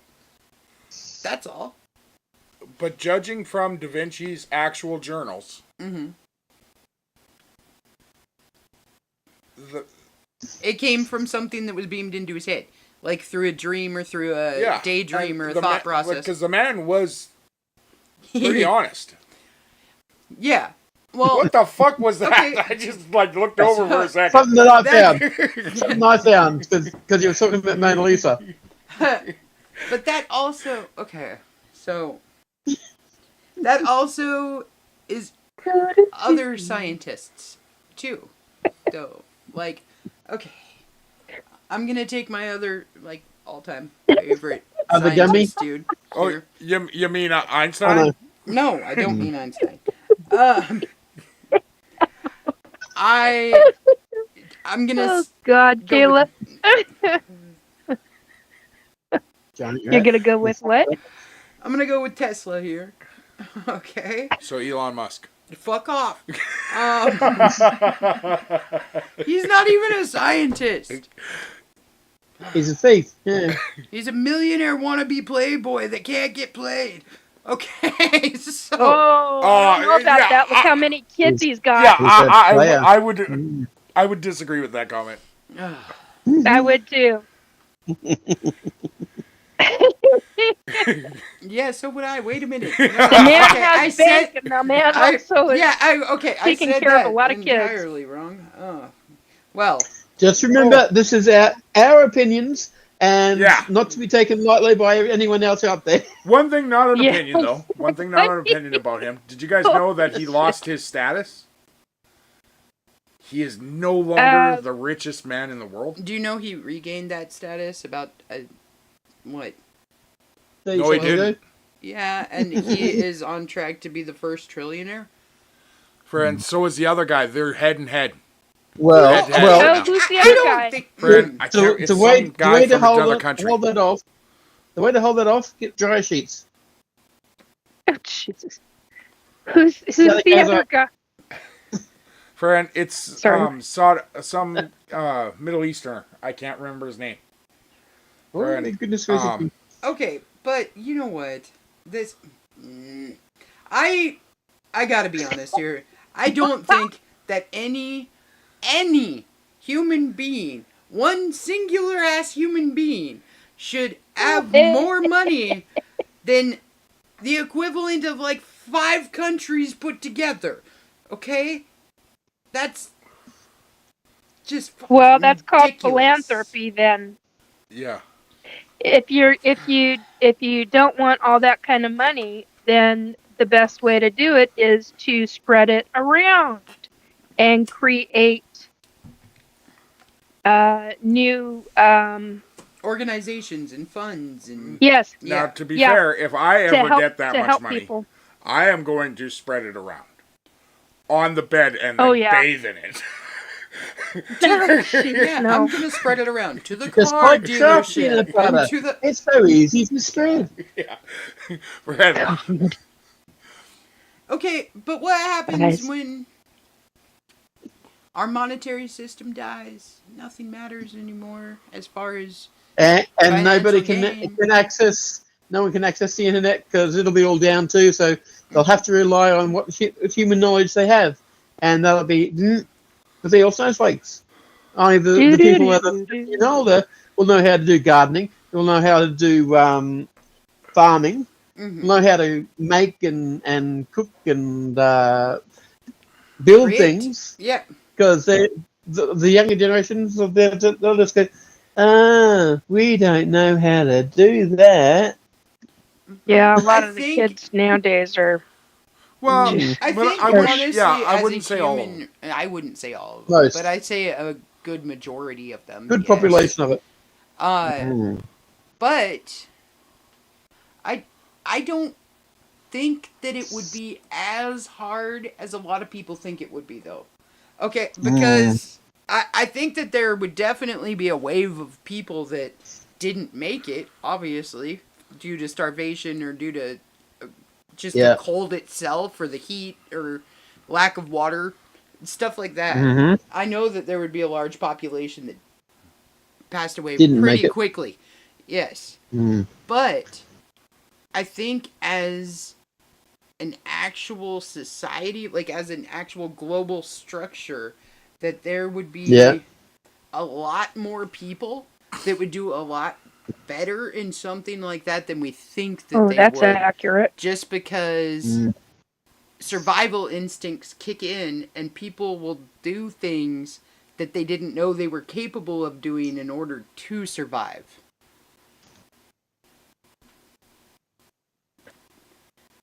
And every single group of friends has that one kid who did learn that stuff. Yep. So he would be able to therefore then teach the next generations how to do these things to survive. I think And he would be their kid. right? And it would go right back to the same old systems as like way back in the day where we would have kings or chiefs or whatever. But Plebs and serfs. Yeah. But I don't think as many people as we think would actually die of something like that. Well, look at Y2K. They thought billions would die with that, and look what happened. Nothing. Oh yeah, Yeah, that's true. I remember Or, Y2K very It's hoarding toilet paper again. Or what about the 2012 Well, prophecy? okay, but to be How many- fair, there's probably still a few out there that we haven't found yet. Like blast from the past bunker status? Yeah, Yeah, I could see it. and we might not find Oh, them for yeah. another. Yeah. Like, they could have those bunkers set to like 50 years, where they're not coming out. Friend, and if they die down there, we won't know until 50 years from now when that bunker door opens by itself. Open. Yeah. Like, you never know. Friend, I mean, how many people prepared for that? 2012? Oh, and we have some major doomsday preppers. I mean, we have people out there that are willing to spend a pretty penny on something that is actually pretty lavish. I've seen some of those bunkers that are just insane. Yep. Yeah. Oh, you should have seen them in the 90s. Holy crap. People were buying property left and right. I mean, it was, you think this is, it was intense. But what makes me laugh is there's still people that are, they're doing all this and they're not thinking it through. Correct. Because, like, I watched one episode of Doomsday Bunkers, or Doomsday something. I can't remember what it was called. Preppers. Yeah, Preppers. Doomsday Preppers. Yeah. Friend, where the guy was like, friend, we are ready for a nuclear attack. And then he started going through his bunker and he said, this is our internet hub. We will have internet no matter what happens out there. And I just sat there with my jaw on the floor like I didn't know what to say to that. Like, that won't work. No, really. That's what I said to those ads that come up with those big battery pack things that they solar power battery pack that's gonna keep everything online and that's all that. And I said, no, it won't, because there won't be an internet if something happens. Yeah. Correct. Idiots. But it'll be a power pack for other things. But yeah. And it's ridiculous. So. I mean, there would be clothesline communications that would still work, obviously. Oh, yeah.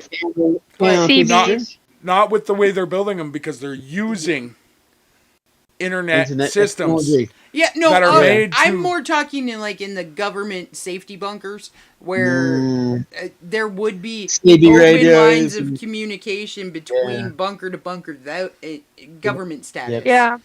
Because they would have hardwired communication between the two of them. I don't agree with that. You don't think so? I do not agree with that, especially with the United States government, because the United States government still uses a DOS system for all the nuclear hubs. Oh, well, yeah. Friend. Yeah, I know that from somebody else. And they're going to use shortwave or long-wave radio, like ham radios, for that system. The problem is we've never actually tested ham radio in a nuclear situation, and I believe it would go out. Nuclear radiation will take out those radios. Everything. Yes. Well, I don't think that'll work. Well, see, that's why it's supposed to be covered. Well, also, supposedly. You know what? Yeah. If it's radio communications, then it has to be. Oh, good. It has to be broadcasted through radio waves. Okay. Now, if you disrupt the ionosphere and fuck up everything as far as that's concerned, then the radio waves would not be dispersed the same way, and they might not even go through certain areas because it would be a blackout zone. Electromagnetic fields. Yeah. That's why when you're driving and you have your radio on and you get to certain areas have dead zones where you can't there's nothing. But that's because of the electric charges and everything else in the ionosphere, and that's because of pollution, whatever else. There's all kinds of shit that leads to that. But yeah, you might be right, because if one did go off and it did affect us in that catastrophic of a way, then it would also screw up everything from our ionosphere to our magnetic pulse to our magnetic fields, everything else. So yeah, it might not actually be able to transfer between the two. Yeah. And on that note, ladies and gentlemen, it is time for us to head back into the bunker. Okay. Fran, join us every Wednesday night, 10 p.m. Pacific Standard Time. Andrew, be safe. Yeah. Yes. Or else. I mean, what? And if you ever fall into a portal or get sucked up into the Nazi bell and travel through time, please stop changing our history so much that I can't even remember the amount of people that died in the Hindenburg. Thank you. And remember to duck and roll. What do you mean no one died at the Hindenburg? Oh my god! Oh gosh.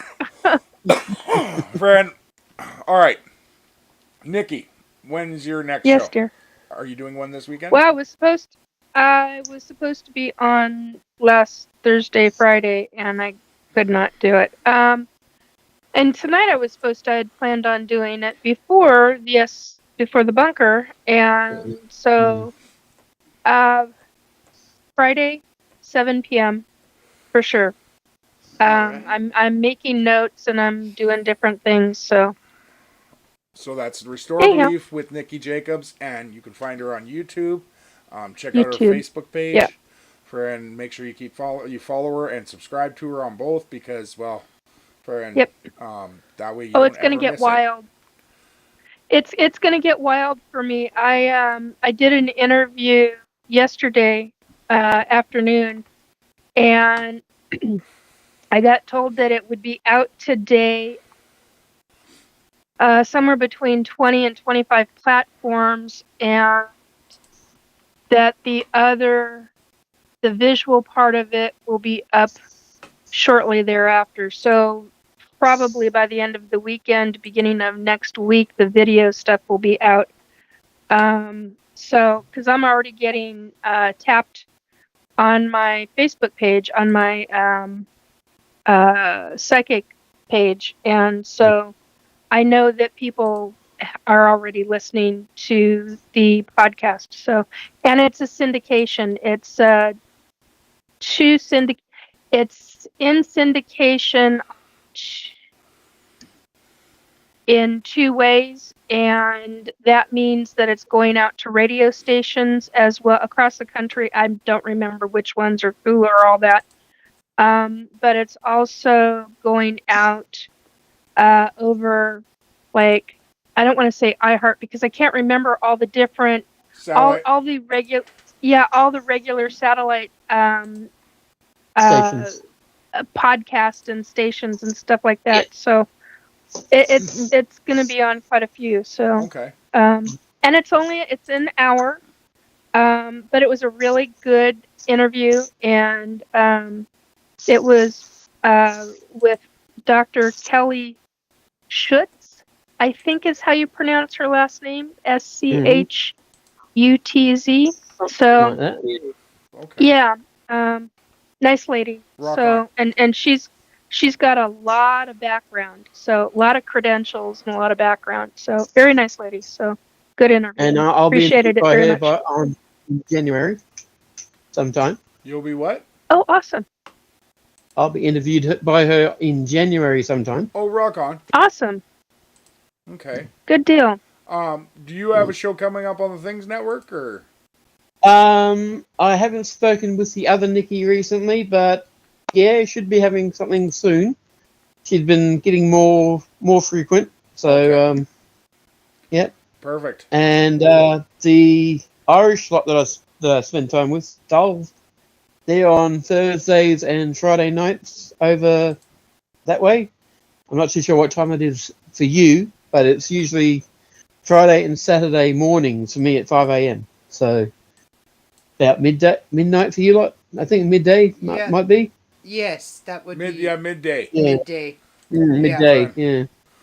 All right. Well, with that, ladies and gentlemen, we will see you next week. No idea what we're talking about yet. I actually think I might have an idea, but we will see. So we are getting closer and closer to Halloween, and one of my favorite times of year. So, friend, Yep. when all those little goblins come out with their pumpkin spice bullshit. Friend. Friend. All right, ladies and gentlemen, have a great night, have a great week, and we will see you later. Yep. Bye, everybody. Bye, guys. Bye.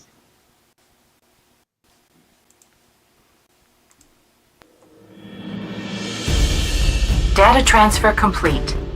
System malfunction. Please evacuate immediately. Program terminated.